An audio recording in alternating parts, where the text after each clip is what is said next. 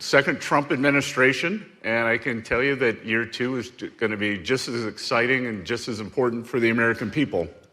This morning I want to address the topic of great importance to President Trump, America First trade, and the ways it is transforming our world. America First does not mean America alone, but free trade should be fair trade. Parallel prosperity extends beyond the United States. It is a global rebalancing that the president has shouldered for the benefit of all, especially the American people. A rebalancing of international trade was long overdue, and with the numbers we've seen, rebalancing must continue.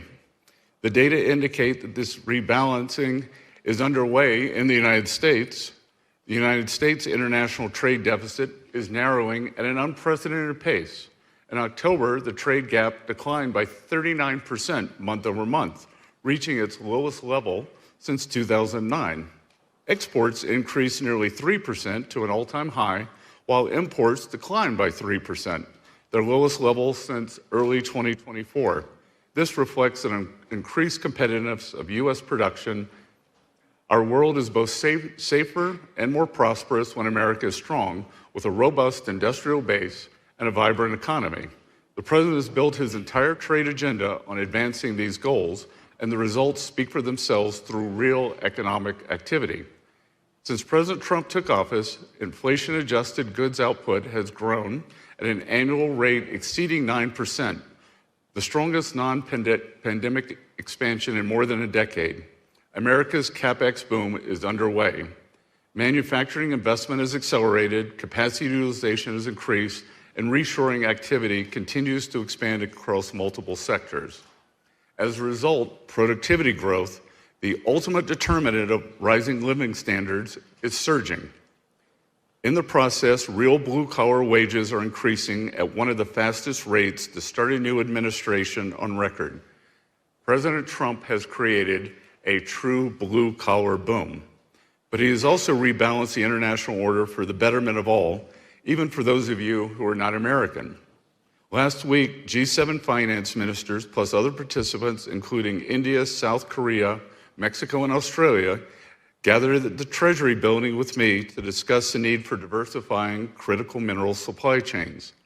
Years of failed policies have fostered a situation in which supply chains have become highly concentrated and vulnerable to both disruption and manipulation. President Trump's leadership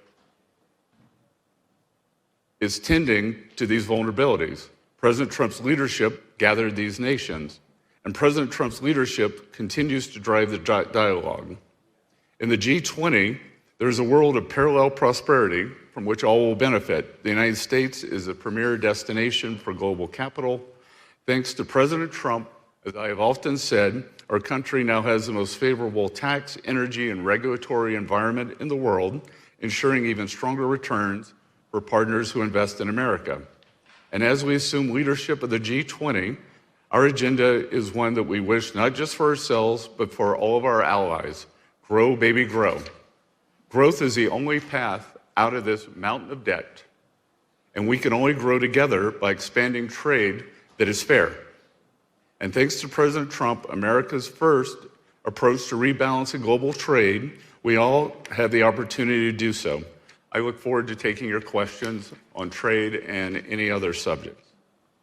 Thanks, everybody. So let's go to the room first. If we can please, the first question, please state your name and outlet. Gentleman over here on the right in the black turtleneck. Thank you very much, Mr. Secretary. My name is Urs Gerriger. I'm with the Swiss Weekly Weltwoche. We know that from previous statements that you value Swiss neutrality very highly. Our government, every so often, is taking away off neutrality. What would that mean in terms of our bilateral relationships if Switzerland more and more would side with EU, for example, or would depart from our traditional neutrality? Well, let's talk about what Switzerland emulating the failed EU economic policies would do. Switzerland, a country of 9 million people, amazingly, the box is so far above its weight class. It is an industrial powerhouse. It is home to, as I said yesterday, a thriving middle class. And I would worry if you started emulating the EU policies of administration, bureaucracy, and economic sclerosis. And it would be very disappointing if Switzerland decided to get on the EU bandwagon of talk first and not think about the consequences later. Thank you. Move to the next question, please. Front row, yellow tie, name and outlet, please. Edward Lawrence from Fox News. Thanks, Mr. Secretary. So the president says he's going to put a 10% tariff on Greenland starting February 1st. It goes up to 25%. How concerned are you that this is going to start a trade war with Europe? And is it worth risking the U.S. economy for Greenland? Well, I'm not going to get ahead of the president. The president obviously believes that national security is economic security is national security, and we're not putting a 10% tariff on Greenland. We're putting a 10% tariff on the 8 countries that chose to send troops to Greenland. I mean, for those countries to activate their troops, I'm not sure what signal that's supposed to send. It seems pretty quixotic to me. President Trump has made it clear that we will not outsource our national security or our hemispheric security to any other countries. Our partner, the UK, is letting us down with the base on Diego Garcia, which we had shared together for many, many years, and they want to turn it over to Mauritius. So President Trump is serious here. Just as I said, after Liberation Day last year, I would tell everyone, take a deep breath. Do not have this reflexive anger that we've seen and the bitterness. Why don't they sit down, wait for President Trump to get here and listen to his argument? Because I think they're going to be persuaded. Yeah, if I could, on the Supreme Court today, you went to a Supreme Court hearing. Why shouldn't Fed Chairman Jerome Powell go? I am a political appointee, and Chair Powell is not. Chair Powell says that the Fed must stay above politics and the politics cannot get enmeshed into the Fed. I have become very frustrated with the Fed for refusing to do an internal investigation. I think all of this could have been avoided. I have been calling for an internal investigation at the Fed since last summer, and even before that. So there are 2 things at stake here. One, does the president have the authority to remove Governor Cook for alleged malfeasance?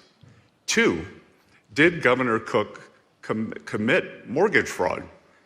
I am not sure why Chair Powell would go and support Governor Cook when the Fed has not undertaken an examination of whether she did in fact commit mortgage fraud.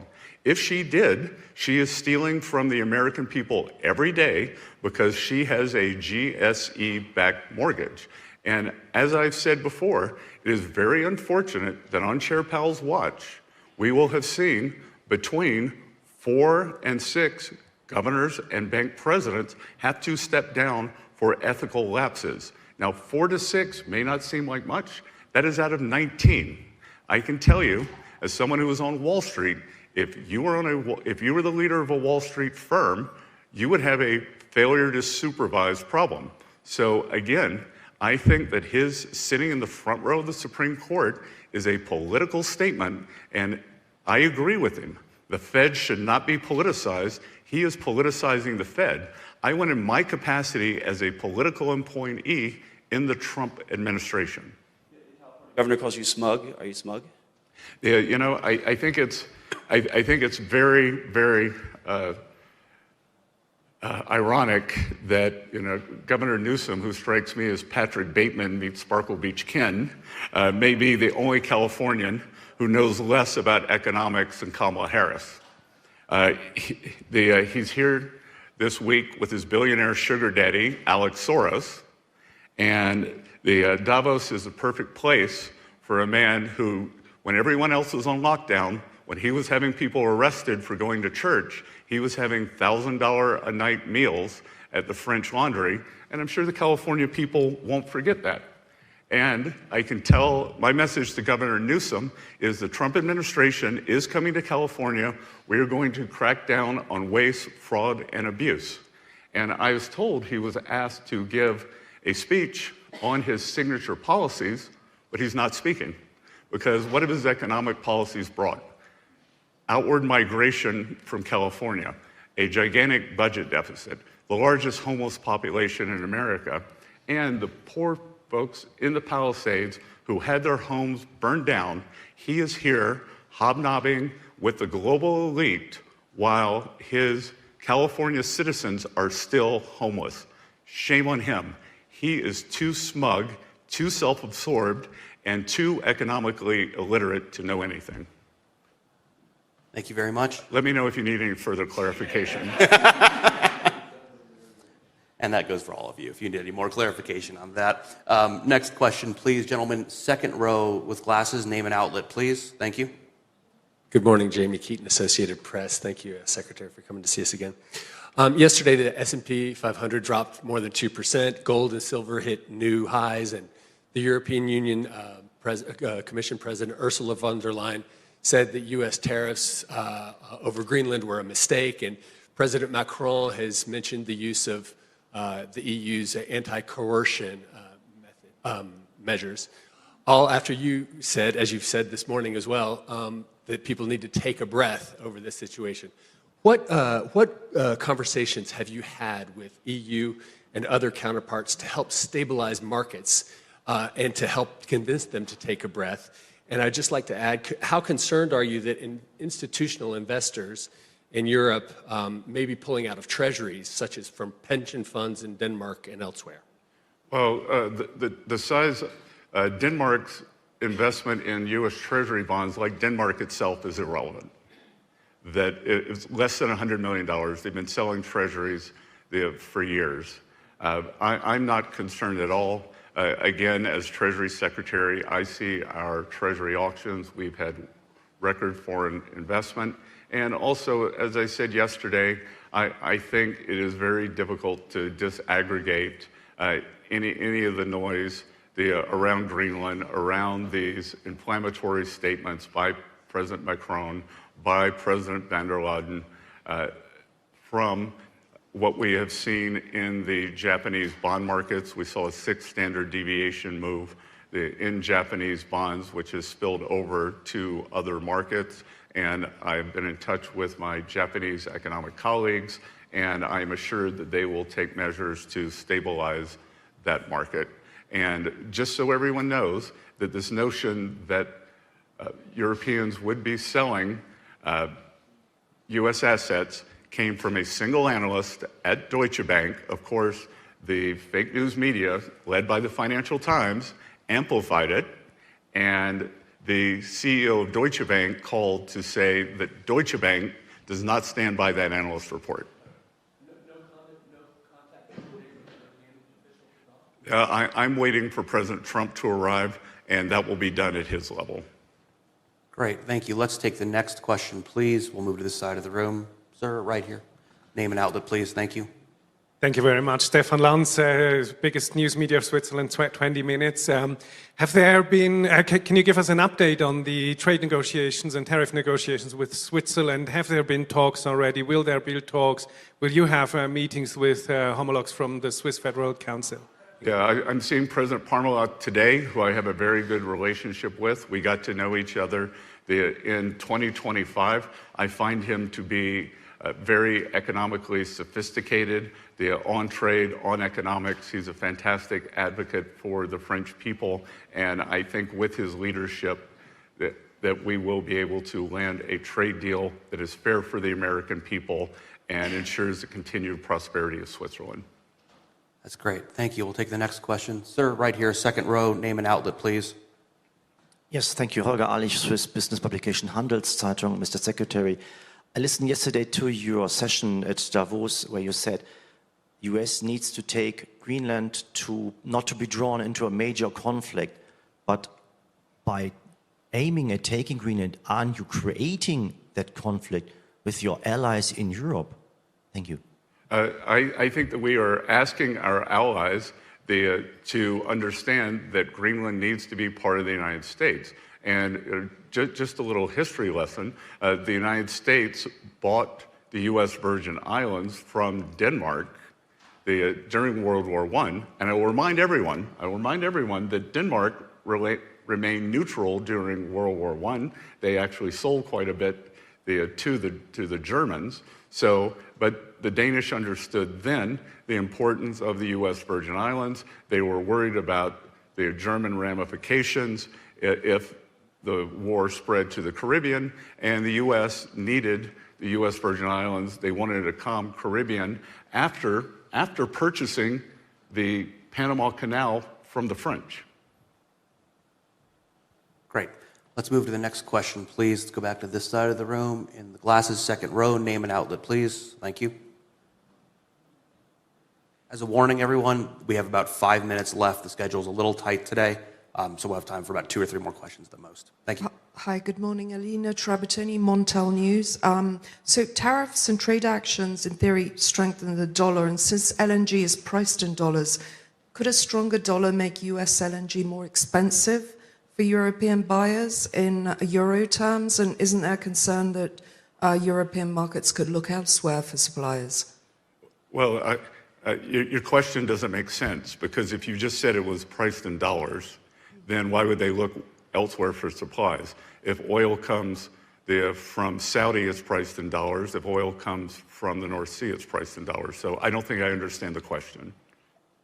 Yeah, LNG, but I mean, they could get better deals elsewhere. Well, I think you're tripping on your own question, that there's a global price for oil, and the only way to get a better deal elsewhere is to buy sanctioned oil from Venezuela, sanctioned oil from Iran, and sanctioned oil from Russia. I will point out that the EU, 4 years into the Ukraine-Russia conflict, continues to fund the Russian war machine by buying cheap Russian oil. In 2018, President Trump warned the Europeans, do not build Nord Stream 2. Do not buy Russian oil. And guess what gave Vladimir Putin the war chest to fund this war?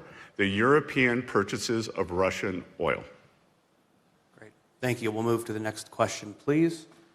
I'm going to give some love to the back. Gentleman back here, please. Orange lanyard, with the beard? Yeah, yes, beard.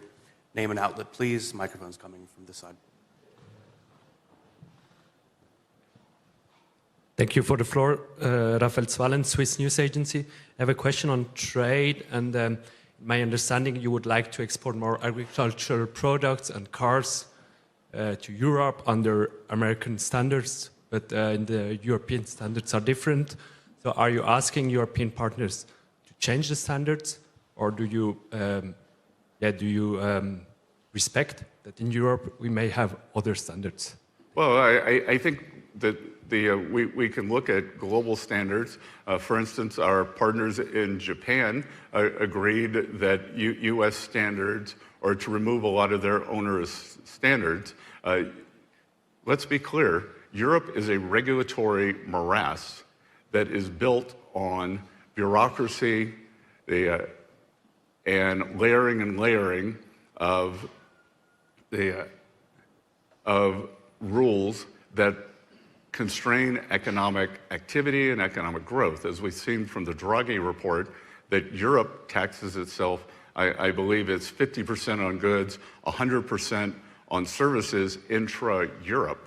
So I think that Europe should break down the intra-Europe trade barriers, and I think that they should break down the external trade barriers, because what we find is these artificial standards are called non-tariff trade barriers, and that they are a major problem throughout the world. That's great. And this is going to be the last question then today, I think. We'll conclude it up here back in the front row, please, sir. With the laptop, name and outlet. Hi, Laurent Thomé with Agence France Presse. Couple of questions, if I may. Could you tell us if President Trump, what happened with Air Force One, and if you think, if President Trump will be here on time for his meetings and his speech? And this morning, President Macron's office said that France wants a NATO mission, a NATO exercise in Greenland. What would you have to say about that? A couple of things. I believe President Trump is going to be about 3 hours late. I haven't seen the updated schedule. And that if this is what all President Macron has to do when the French budget is in shambles, I would suggest that he focuses on other things for the French people. Would you take a question from the UK special relationship? Go on, one question. Sure. We'll have one last question, very, very eloquently asked. If we could have the microphone woman's left. Here, feel free to use my microphone. Hi, Sue Chan from The Telegraph in London. So Keir Starmer has irked the president on issues such as Chagos, as you mentioned, the digital services taxes, and of course Greenland. And Diego Garcia. Yes, of course. Are these issues tied to more progress on UK-US trade ties, and are any more trade talks scheduled? Thank you. I haven't seen that any more trade talks are scheduled. As you know, UK stepped up. They became the model for the first trade deal.